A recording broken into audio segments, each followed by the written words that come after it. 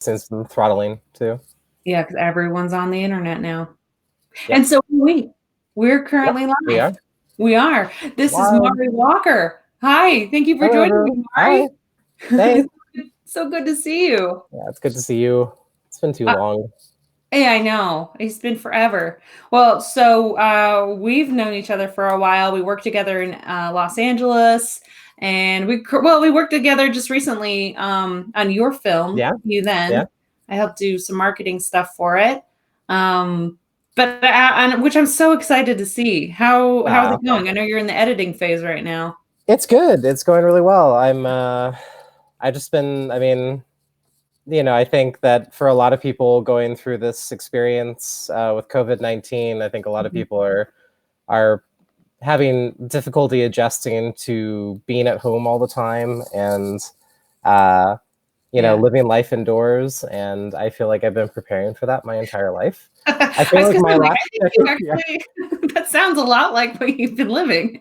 it's just my normal life. There's Yeah. nothing really terribly different about it. I mean, aside from just worrying, obviously, about the well-being of all my friends and family, but aside from that, it's like, I wake up and then I read and then I go and work and then I watch movies and then I go to sleep. And Mhm. it's like, so I mean, I've been really lucky that I have something like really tangible to be working on right now, I think. And I Oh, think if yeah, I didn't have that, it'd be a lot harder.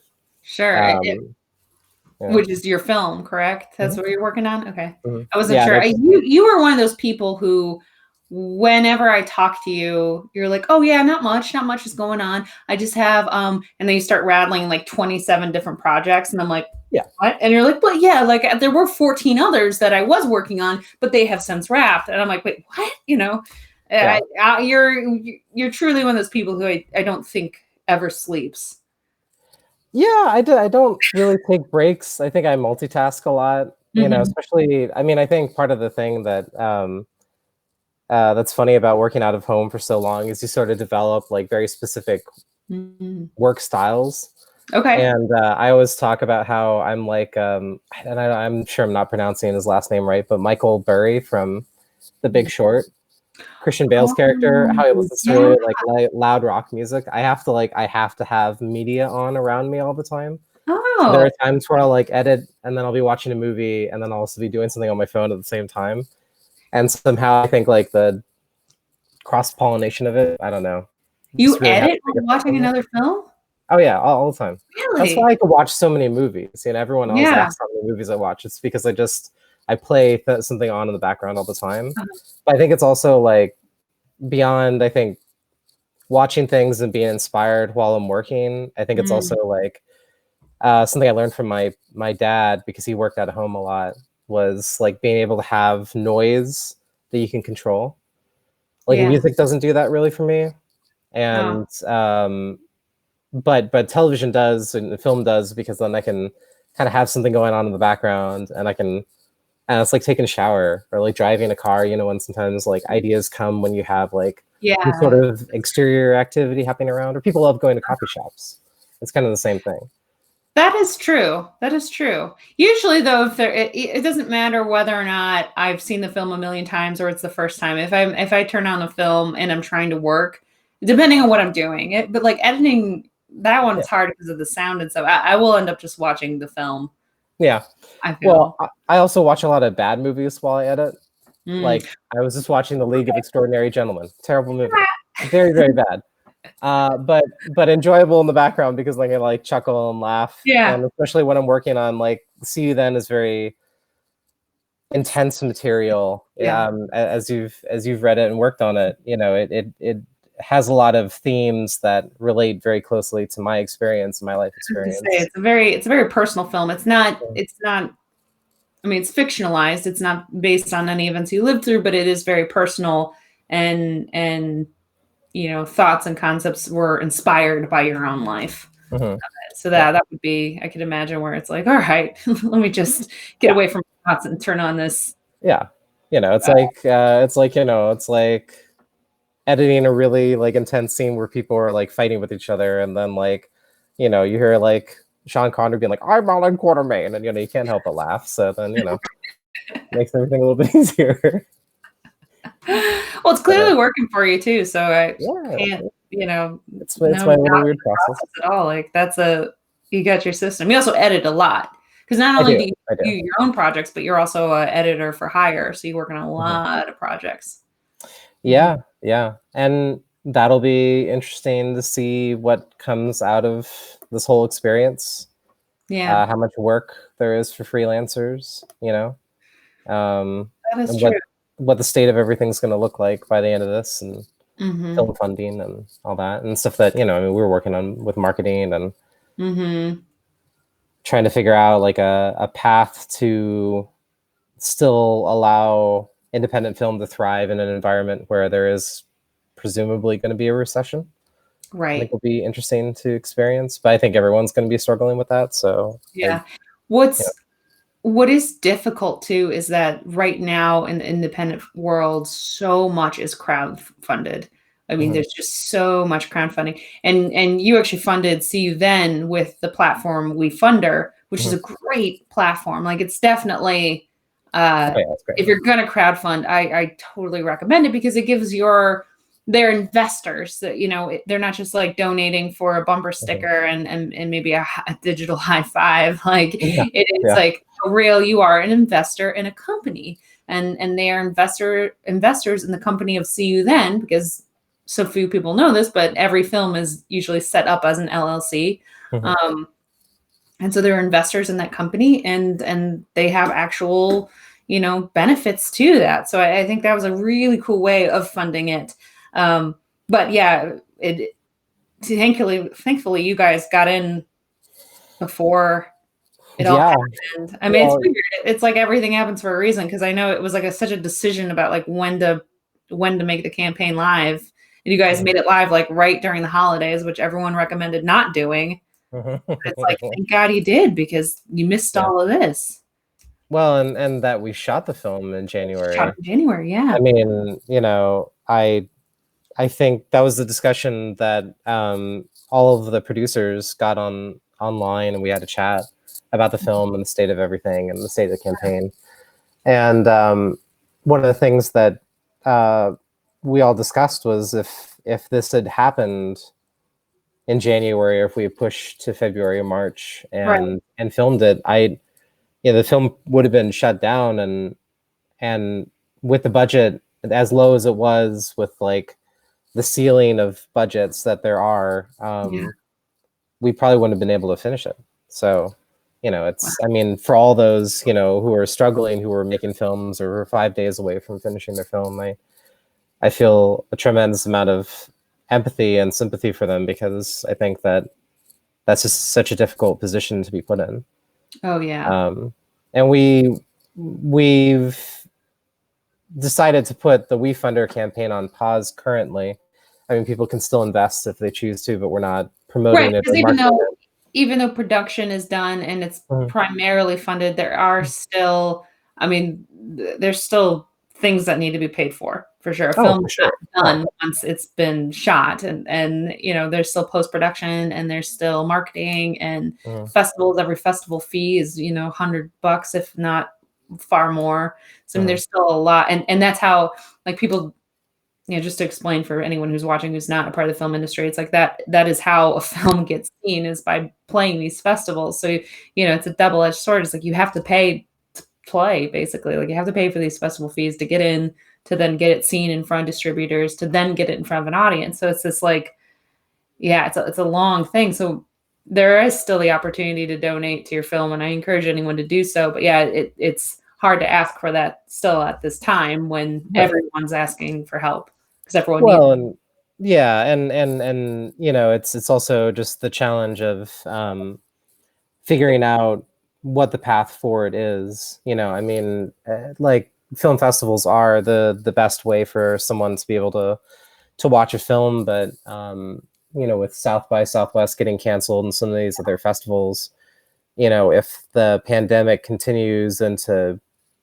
next year, Yeah. who knows how these festivals are going to be operating. I find it interesting that, I don't know if you heard about this, but just today they announced that Amazon's going to be screening a select set of films from this last session of South by Southwest. Really? Oh, I hadn't heard that. That's great. Yeah, they're going to be paying the filmmakers a fee. I don't know how much, probably not that Sure. much, Yeah. but for 10 days, they're going to be streaming it for free for anyone who has an Amazon account.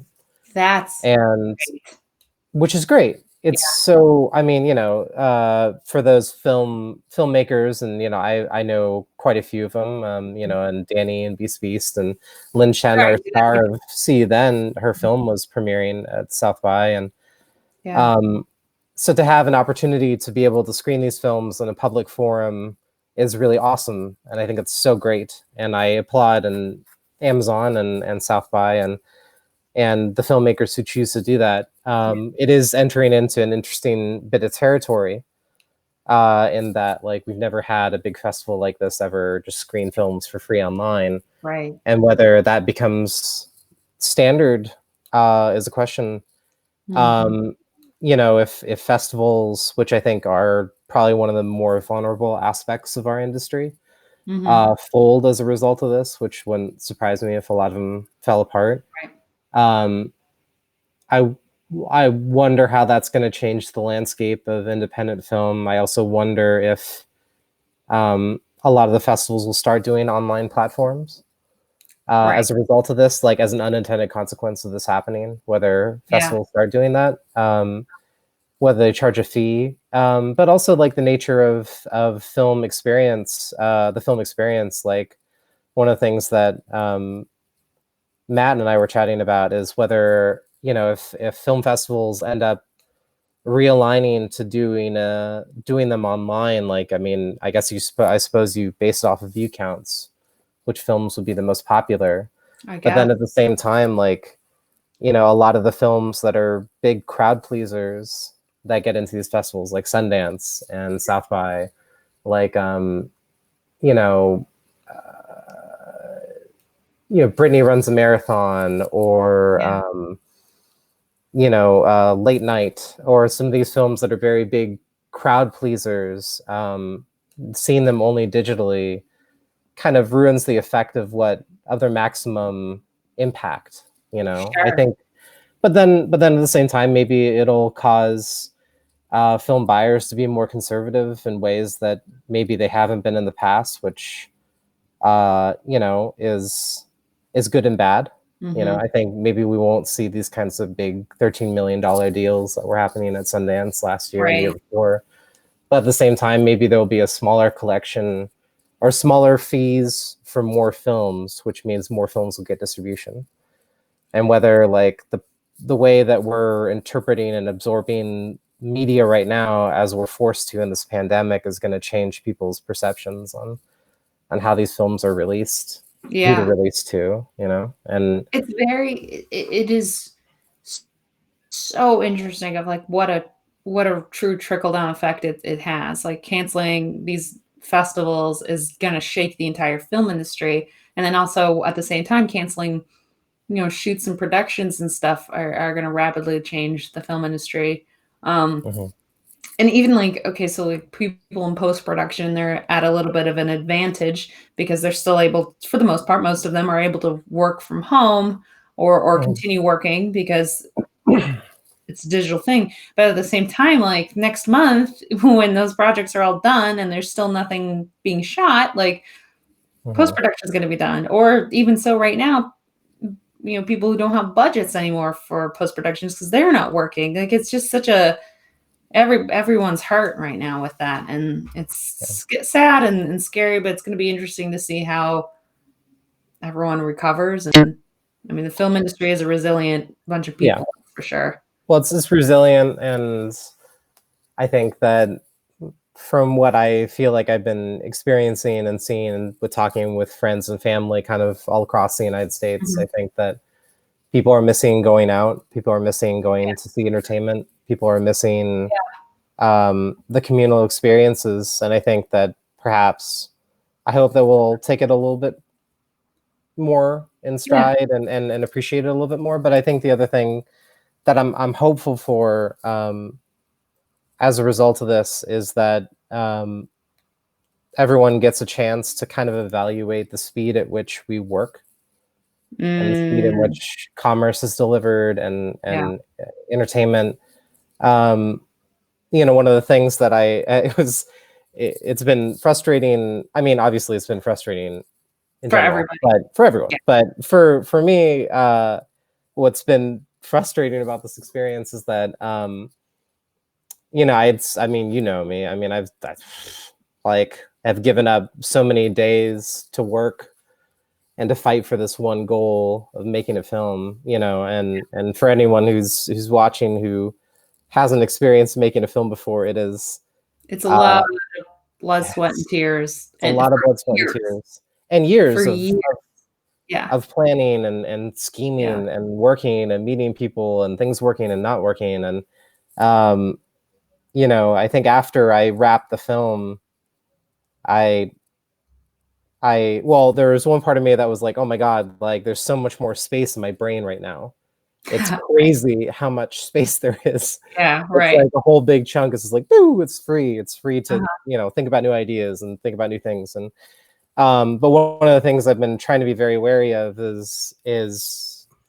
at the time was like, you need to learn to live life again. You can't just work. Mm, And if yes. I'm in control of this edit, then I can work at the pace that I want to work at. Yes. And one of the things that I found that has been really helpful for me, that I like to see more people adopt. I don't know if people would like it or not, but I've been working every other day. So I have this generally I have this A/B schedule where I'll like work and then do my personal activities or go to the doctor or do whatever. And it's been just really helpful for my psychology. And I'm working, in my opinion, at the same pace that I would normally be working at. I don't think like the speed has changed at all. I think Right. it's just a difference in ways of handling things. And Mhm. on those days off, I might do a little bit of work, but really in the end, I'm just like, okay, like let me process what happened the day before, Yeah. and see how I can improve. And I think that I'm hopeful that this experience will cause people, because they're stuck and forced to work at home, to evaluate their work Yeah. ethics and their work, and how they work, Mhm. and everyone recognizing that they have a different rhythm to how they work, and that's okay. And I Mhm. think that like there's still this like, and perhaps more American than other countries, but this very like strong work ethic of like, particularly for freelancers, like you have to work into the ground to be able to Yeah, have any success. right. And I think that I've been trying and speaking with kids that are, in college and stuff like that I've had the opportunity to talk to recently. Mhm. Like, don't push yourself to these limits all the Right. time, because it just causes tremendous burnout. And I think that we've all felt that. I don't think Oh, there's for a sure. freelancer that I know that hasn't experienced a tremendous amount of Of burnout. fatigue and burnout. And I think that I'm hopeful that people will begin to appreciate through this experience, like that there are different ways of working and that you can get this Mhm. stuff done even if you're doing it remotely and at your Yeah. own schedule and at your own pace, and that everyone like learns to take a breath, because the worst thing I think that could be done is if the economic engine starts back up in this experience and then everyone just resumes doing exactly what they were doing before. We didn't learn Or any worse, they try to, like, lessons. catch up and they try to, like, be extra Oh, yeah. because everyone's fighting for a job or something like Mhm. that. Like, it's just gonna cause absolute burnout. Yeah. Uh, Yeah. it is interesting too, I mean, speaking on just, like, the American work ethic, I think a lot of self-worth is placed on Mhm. careers. Mhm. Mhm. And, a lot I mean, something I've struggled with in the past where it's like, well, if I'm between jobs or whatever, it's like, well, what am I doing with my life? And it's like, well, no, Mhm. I'm just between jobs. Like, it's not a question of what I'm doing with my life, but I make it into so because so much self worth I pull from what my career is. And I think a lot of people experience that same kind of thing. It's almost ingrained in us. I mean, even as we're little kids, it's like, what do you want Oh, to do yeah. when you grow up? Is the first thing you're sort of asked, Mhm. or a first opinion you're allowed to show anyways. So it's very, I don't know. I think we're going to see a lot of people really looking in themselves now and trying to figure out what they are doing with their lives, because Mhm. a lot of careers aren't going to go back to the way they were. A lot of people, film industry or outside the film industry, just even, the restaurants that are no longer open, and the, whatever job that you Mhm. got, like, or even like the medical professionals who are like, well, I didn't sign up for this. Is this what I want to be doing in my life? Like, let me just get through this and then maybe I'll switch careers. Like, I don't know. Like, Yeah. I bet a lot of people are going to be spending this time trying to decide what they want to do. Yeah, definitely. Well, and I think that's healthy too. I think that as artists, that's what we're sort of forced to confront all the time. And I think to some degree is like, as difficult as those things can be, the reward in art, I do feel, is very high Yes. Mhm. when it does work. But But even when it doesn't, like I've had no, people yeah, ask me before, like, well, what are you doing with like these interviews I'm doing here? It's like, well, what are you doing with them? And I'm like, I don't know. Like, even they're helping me. So I'm enjoying them. I'm putting them out for other people to watch. Hopefully they're helping other people. But like beyond that, it doesn't need to do anything else. If it does, great. But like I'm just yeah, happy to have conversations with people. And I think that's something too that I know for myself, because I draw so much self-worth based off my career. It's like I would try writing a script or something and I'd, get through one draft and then it's like, well, it's garbage, so I'm garbage. Oh, or whatever it was. Like I would always have these kind of roadblocks. And it's like, well, sometimes you just write just to write. mhm, Sometimes, sometimes you just paint just because you like to paint and nobody's ever going to see it. And maybe it's just a kid's paint by numbers or something like that. Who cares? But just, or singing in the shower or whatever it is that you enjoy mhm. in art. It's like, just do it because you enjoy it. It doesn't, and not everything has to make money. It's great if it does. Absolutely. It's awesome Yeah, if it does. If you yeah, can make it make great. money, great. But if not, because I mean, like, look, I mean, honestly, your film is that, I hope and I pray that it meets the right distributor and they give you like the Kermit the Frog standard rich and famous contract. Yeah, Yeah, and you are able to see profits of it, because I think it deserves it. But in indie film world, there's usually people don't. I mean, that's just the mhm, reality of it. It's like you don't make a lot of money off of your films. You will probably break even, but even then, like we know so many friends who've, put their houses up for sale only to like not make that money back, because that's just the indie film world. mhm. So, but like you still, even so, it's like you're still proud you made it, Oh yeah, oh yeah. because Well, it and you have to. I had to. There wasn't really like an if and or whatever about it. It was just like it the story was in you and it had to had to be exist. made. Yeah. Well, Um, oh, go ahead. I was gonna say, but but also like I do think that the film world is a funny one, Yeah. and you can make something that no one will ever see, and then 10 years later you're directing something Yes. moderately big, and somehow it attracts more interest. I think there is like That always a is very way to, yeah, there's always a way to have Yep. exposure. But I agree with you. I think that like doing art just every day, even if it doesn't, nobody has to see it. Like Right. I've been doing like this thing since rapping. I Well, before rapping, so there's like kind of a funny thing that I did, which is that I before filming, I kind of got into my head that I hadn't filmed a short in about a year. And I was like, okay, well, I need to film something to get myself warmed up. We had hoped to shoot the film last summer. That didn't happen. I sort of Mhm. went crazy and I bought a Blackmagic camera. And then I started going around Los Angeles filming the LA River. Um, Ooh, and I've been working on that project for a bit. cool. But then I got to this place where filming is just, with the coronavirus and everything, it was getting a little out of hand, and I didn't want to be like lurking around areas, or like particularly because I wasn't feeling well during the first couple weeks before the coronavirus situation really started to like take shape. Yeah. I hid in my apartment for the most part, just because I was worried that if I was asymptomatic, I didn't want to get anyone else sick. Right. Um, so filming the river felt like a risk, and particularly because there's a larger homeless population down there, I didn't want to get anyone infected. Right. Although everyone's social distancing and we're all keeping 6 feet apart, it's like if you cough on a handrail and somebody walks by and touches Mhm. it later on, like that's why the thing that's so scary about all of this is like we don't really there's different, I don't know, at least I've seen different information about like how long it can last on, Sure. concrete versus whatever. And it's so yeah. Yeah, good for you though for being like, I feel symptoms. I'm putting myself in an area that is, you know, highly populated by homeless people who aren't going to be able to get medical attention if they Yeah. want it.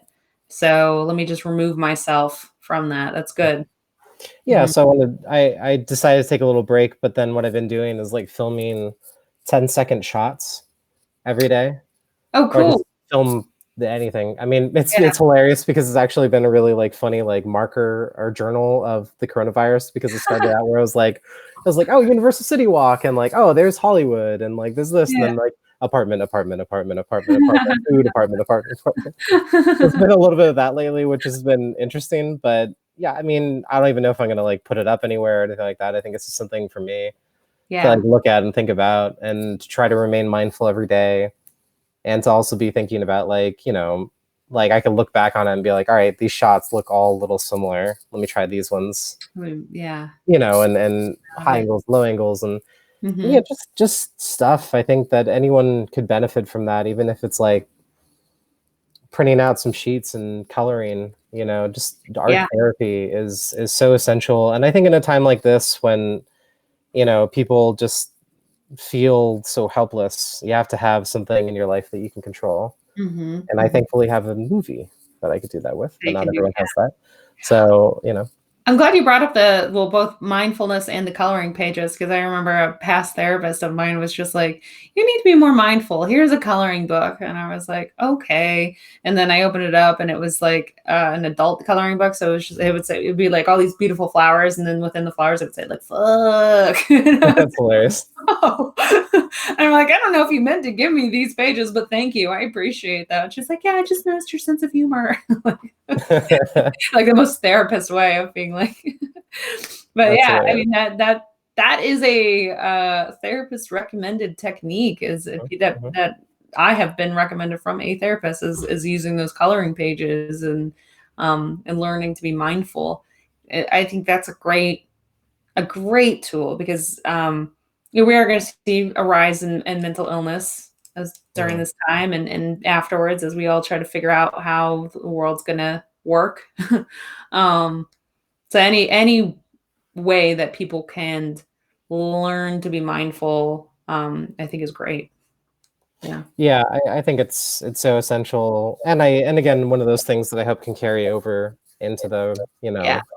everyday life of people, because I think that being mindful is so essential, and I think that it's something that's so often lost. Yeah. Um, Yeah.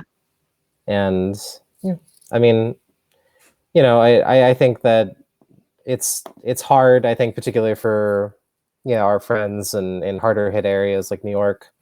I'm Yeah. sure I can't imagine. Um, Yeah. I, but I hope that like there are things that we can learn from this experience as a community and as a country. Um, some of the things we're not quite learning yet, but as these things well, go. hey, we might be slow to get there, but we'll get there. Whew, sometimes we are. Well, Um, yeah. um, sort of get off track here, but sort of on the same track of like mindfulness and learning and but really I want to speak about the sort of self-discovery that you create within your own art. See You Then, as we mentioned before, is a very personal film. And then also you did Swim, which is a beautiful short film that sort of discusses the same topics of self-discussion, discovery. Um, I don't know. I'm not even really sure what the question is there. Speaking of Well, learning, but I don't I know. yeah, I think one of the things that I think that everyone writes what they know in the end. I think everyone writes what probably affected them the most. Someone is Skype calling me, but oh, it's my brother-in-law. Oh, But my brother-in-law, he's Indian, so his real name is like insanely long, and but we all just call him Ram. So when I first saw that, I was like, "What is that?" And I'm like, "Oh." I'll call him. Oh, Oh, nice. I'm so excited to see his call. that's He's in awesome. New York. Oh yeah, Yeah, yeah, well, they're in New Jersey technically, so hopefully yeah. they're. Jersey. Oof. But Yeah. yeah. Anyway, sorry. No, no. I think it's self-discovery. I mean, obviously, on a personal level, is a big thing for me. Identity, I Yeah. think, and how we are viewed by others and how we hope to be viewed ourselves, I think, is a big part of my voice, I guess, Mhm. if that's something to be called. Yeah. Um, I think that it's perspective. If you're able to find a unique perspective that hasn't been seen a lot or experienced, I think that's the gift that one can have, in telling stories. And I think that it's I think in all of my work, I mean, even dating back to like Necropolis, like one of the scripts that I wrote years back, and that I still want to make, and Almost Perfect, and all the others, they're all Yeah. kind of about these issues, and even the stuff that isn't trans related Uh-huh. or Asian American related all kind of stretches back to um, identity and perception of oneself, and I guess I've just always found that interesting. Yeah. But I also think that, like, the experience of being trans informed a lot of that. I think that um, my desire. Oh, You hear her down there? Oh. yeah, so cute. Um, my desire to tell stories is, based a lot off of just the empathy that I think I discovered when I was young, and I knew I was trans, but I was so afraid of admitting it, and I didn't tell anyone. Right. Um, but there was like a point in time that I had in my life where I realized that if I was going through as much as what I was going through, and nobody knew about it, Yeah. then everyone in my life has to be going through something just as difficult or Right. insurmountable that I don't know about. Um, and I think I've kind of carried that with me, as much as I can in my everyday life, and in dealing with people, but also in my artwork. My work, I think, is based a lot off of trying to understand one another and communication, and also like perspectives on one and oneself and others. And Yeah. um, but there's a lot of other much bigger projects down the line that I would love to do that relate back to these themes. But Mhm. you know, it needs money, and I don't Well, have sure, it sure. anymore. Very Um, expensive. and that's there are two sort of experiences that you touched upon. Um, my cat just walked in the room. Boy, your Oh, call is getting interrupted by all my family. I love it. I love it. But no, you're there's two sort of experiences that you touched upon. One is being Asian American, which right now we're seeing this horrendous rise in racism. Hmm. One of your projects that you've done was Soul of a Tree, which is a Hmm. beautiful documentary. Yeah, I don't know. Is that documentary out for people to view? It's on Vimeo, isn't it? Or It's not yet. We've been kind of holding back on releasing it because I have the larger internment camp documentary that I want to finish. And oh, hey, so cute. Oh, reminds um, me of my friend's cat. oh, really? Yeah. But okay, Um, because yeah. yeah, And that's a project that I'm probably gonna tackle next after I finish this after See You final Then. mix of See You Then, whenever that happens. But yeah, and that one's a bigger, longer term project. What I um yeah, it's good. It's a labyrinth, that one, because it's basically covers um like 50 years, 60 years of material, or longer than that, actually. And so to try to condense it into like something that's manageable and watchable has been a bit of a challenge. Totally. But one of the things that has been interesting is, I mean, obviously not the same psychological, detrimental, terrible impact that internment had. Mhm. But I am seeing some aspects of the experiences of internment on people now Yeah.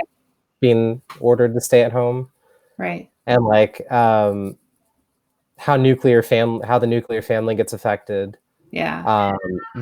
sort of being forced to stay in close quarters with one another constantly. Right. And also, I think that, and this is not to make light of or say that those who don't have a job right now aren't struggling, but I do think that one of the things that an artist talked about, who I interviewed for the internment camp documentary about the experience of living in the camp, was she said for artists it was actually a really good time because you basically just had only time to do art. That's all you could do. Oh, You wow. can't Yeah. work. You can't Right. be All a these productive member of society. It's all right, you Yeah. know, and that those who suffered the hardest were people who only knew how to work Mm. and only knew how to do a job 9 to 5, Yeah. you know, or run a farm, or you Uh, know, any of those, work in a factory, any of those sorts of things, and that those people are the ones who tend to suffer greater during these experiences of being stuck in a contained place and not being able to really do the things that you're designed to do. And again, not to make light of people, certainly people in Los Angeles who've, millions of which have lost jobs mhm. in the film industry as a Yeah. result of this. But I do think that there is sort of a difference in experiences, I think, between these like personalities, and something that was very prevalent in the internment camps. Yeah. Um, but yeah, I mean that project is probably going to be super long. It's going to be crazy, but it's going to be Right. really emotionally impactful, I hope. I mean, the interviews that we got certainly were. I mean, there were a lot of Yeah. yeah. I mean, just and a variety of different opinions. You know, again, I mean, Mhm. you know, just meeting people who worked at the camps and people who were part of the camps, people who were descendants of those Wow. who were interned, and it's a pretty wide range that we were able to get, which we were lucky. I mean, Yeah. Jordan, my DP, who you know, Jordan, Oh, yeah. um, I forced him to go on a 3-month road trip across the country, and we Wow. filmed at all the internment camp sites, and we sort of did this big sort of loop, Yeah. and lots of insane experiences. He That was had to attacked by be an owl. Oh, wow. I made him climb a mountain once, which was Yeah. very mean of me, but I needed the shots. So, Sure, yeah. sure. And then a helicopter almost attacked him. It was crazy. Oh my gosh. Yeah, Oh, no. it was wild. There's some wild times Yeah, yeah, on that shoot. It was just literally the two of us just yeah. traveling around the country. So, and I certainly had no idea what I was doing at that time. Sure, 'cause that was an early project for you. That was Trip. right out of college. It was in college and out of Yeah. college. So it was kind of this. They always say that, you know, your first projects are kind of the ones that, you know, you do when you just don't know any better. And one of the things that I was saying after, you know, I finished shooting See Then, I was laughing about it, and I was like, I think I think it was like, I mean, I think it was just general common knowledge, but actually the person I heard it from was Eric Lochner. Oh, really? That's a guy. And He was a part of Vanishing Angle. yeah, and we were Founder of talking. it. Yeah, we were talking about Swim, and I was like, yeah, I'm shooting this movie, and it's really great. It's about this issue and that, and you know, and we're gonna be shooting it in the swimming pool. And he's like, why are you doing that? He's like, that's insane. The things that you don't do is you don't film with children, you don't film with animals, you don't film in water, and you don't film overnights. And then I was like, well, in the first You're like, I've three made narrative things, all I've hit all those things, all those no-nos. And then in the I internment, remember you know, being on the set of Swim. You jumped right in the pool. You were like, "All right, let's oh, get this that done." was And you just were like, "Here's the kid, jump right a, in a and did it." moment of horrifying insanity. The times when you really like, you have to just like push yourself to the limit, not only because, you know, you're making the thing, but you know, like I'm a firm believer in the buck stops with the director. And Mm, if the director's not willing to do something, then they don't have any right to ask it. yeah. And that was a very, you know, years of therapy on that one. because I was just, I mean, as embarrassing as it is to say, I was pretty much in my underwear when I ran out there into the pool because I didn't have I didn't have a swimsuit. I know. I remember And you're just oh like, my God. going. Oh, Yeah. you know, but you had to do it. I had to do it. I had to get that shot, As, you know? as the crew, though, it was inspiring. And cast, I'm sure that it was inspiring to see. It was inspiring, because I appreciate that. especially when you work on short films, like short films are, there's somebody's baby project most of the time. That's, it's somebody's baby project. You were the writer and director and producer, in many other roles, many other hats of it. This was your baby project. And a lot of times as crew members, you go on just because it's your job, and you're there, and you're just trying to support, whether you're friends or just, someone you've hired, like you're trying to support that person, but that's kind of where it ends. But then when you see a filmmaker be so passionate about it, and just so inspiring, because I was gonna say there's passion in the form of, like, I've seen directors who are like rageaholics, and they're like, I'm just passionate about my thing, and it's like, well, I don't want to work with you because I've seen like, I worked with one director who threw a chair at people. Well, okay, great, I know you're passionate, but like nobody wants to work with you because you're mean and it's violent. But like, you were passionate in the best sense, where it was just like, I will do whatever it takes. I have this clear-cut vision, and I'm gonna make it happen. And like, come with me with this, come with me on this journey. And it was like, well, yeah, I want to go with you on that, because that's like, like it was fun. It was a fun shoot to be on. And I give all the credit to you on that. You made that shoot just thank you. great. Well, and you as well. And overnight in the water. Yeah, well, gotta do what you gotta do. But yeah, I mean, but that was a community thing too. I mean, that was, you working on it and producing it, and Kat, played such a big hand in that, and Matt, giving me the opportunity to do that right in the middle of a work session that I should have probably been working on like a billion other things of Vanishing Angle in that moment. But I mean, I think that's so important. I think that you have to treat your crew with respect. You have to give them the same amount of kindness as you would anyone. And I also think that, and you have to share that passion. Yeah. And that you're willing to, like, I mean, one of the things that was so funny after we wrapped See You Then, I was talking with, everyone, and I was saying, I hope that I gave this impression of caring about everyone on set, and that everyone was feeling okay. And I know it was so hard on everyone because we were shooting overnights, the entire thing. I mean, that's hard for people, which is nuts. And I don't know what I was thinking. And I don't regret it, but I was like, oh boy, like there were a couple of days where I was like, a few of my friends tried to strangle me. They're like, what if I just killed you? And then we wouldn't have to make the movie. The shooting. Right. And but I said I hope that I created an environment that gave people, that they knew that I cared and everything. And Tina and Mia were talking to me about it, and they were like, well, yeah, I mean, you showed up the same time as the rest of the crew, and that was the big thing. And I was like, what do you mean?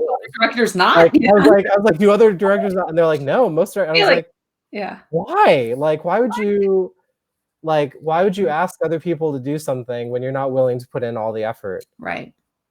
I mean, it's a ludicrous notion to me. And it's like, what, directors need more beauty sleep? It's like, come on. And I think it's also you gotta try to make it fun for everyone. And you also have to like check yourself. Yeah. As a director. One of the things, like, we've been sort of doing note sessions, and Matt's been, and Kristen and Mia and Jason and Jordan, and then, sort of the core unit has been giving notes, and it's been great. But I also know that, no note is bad. No note is undoable or is impossible. No note is worth not trying. And that was something that Matt and I were talking about, and he was saying a lot of directors just don't do that. That he's heard about, or like, especially in the bigger world that he experienced of these bigger filmmakers and stuff. And I was like, hey, you gotta take, I mean, the movie is the most important thing. Yeah. It's our responsibility to the investors. It's our responsibility to the crew and to the cast who were incredible, and to the audience to make the best movie we possibly can. So I was like, Right. don't ever Why be would afraid of I giving notice? me a note, because it's like, if I Yeah. can make the movie better, then that's what we have to I want do. to hear Yeah, it. yeah, Wow. um, That's yeah, cool. It is a different mindset from a lot of people. So it's nice to hear of yeah. I a lot of guess actors, I that's should say. it's crazy. I don't know what these other people are doing. I want to comment on your second experience that you mentioned which is as a trans woman. Now you have lovely parents. I love them so much. They're funny. And fun fact that I just love is like what a small and connected world it is. We had discovered when we met in Los Angeles, there was no connection. You grew up in Washington State. I grew up in Ohio with a cat. Oh, um, I grew up in Ohio, and we found out that our parents, our dads, had actually grew up in the same town and went to high school together, and it was just such a mind-boggling, small world, fun, just fun thing. yeah, But yeah, your parents are just lovely, lovely people, and so sweet and so giving. But even so, they are your parents, and even though I'm sure they were very understanding, it was still very scary for you as a child and very hard, to know that you were a trans woman and navigating that experience. So right now, we've got a lot of other children who might be going through that same experience, and they're forced now to do nothing but spend time with their families and aren't really quite yeah. getting the sort of freedom that kids get. Um, I mean, I don't know. Do you have any sort of thought or insight of how you got through that time? I think, you know, as trite as it is, sometimes it can get better. Yeah. I think I waited for those days and that time. Hmm. Um, there's a lot of resources online, a lot of different ways in which one can communicate and seek help, Yeah. even when you're stuck indoors. And that also extends to people who are dealing with domestic abuse and people who are dealing with all sorts of different trials and tribulations at home, people who aren't accepted. Right. Um, and that, there are people who care, and there are a lot of people out there who, want to help and support, and that there is a world out there where people are accepted. Mhm. Um, and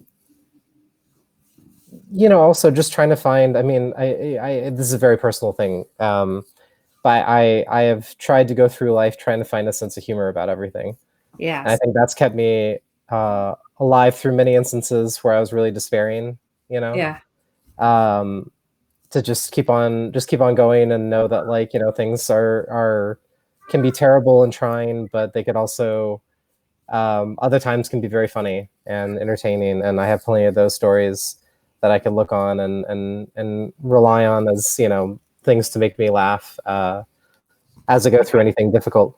I'm very blessed that I've been in a situation. I mostly in my life have had situational depression and not seasonal. And a lot of those people I know are struggling through this, and particularly extroverts and everything. And knowing that this is temporary. I mean, I know Yeah. it I think feels like it's been forever, but keeping the hope through this is such a strong, yeah, that's going to really save us, I think, because yeah, it like you said, it's temporary. We're just in like a temporary pause button, and it's a weird time, but like things will get better. They always do. yeah, It just is going to take time. So it's like having patience, having hope, and if you're struggling, find some online resources.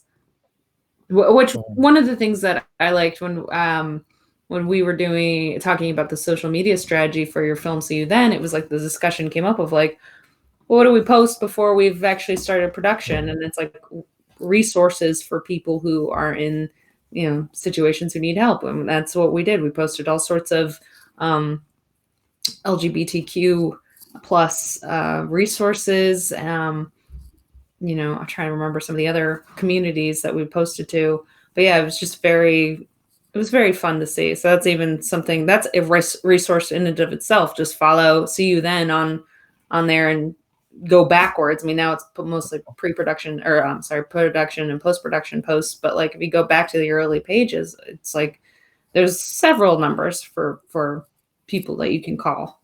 Yeah.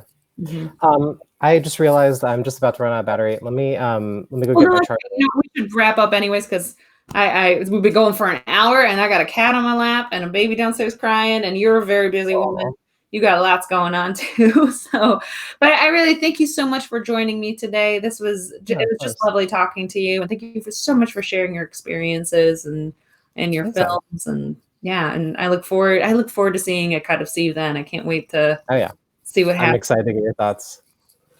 The script was powerful, and the behind the scenes stuff I saw just looked like it was just so beautiful. So I'm very excited for that. And like I said, thank you so much again for sharing everything. All right, I'll talk to you soon. Talk to you soon. Bye. Bye.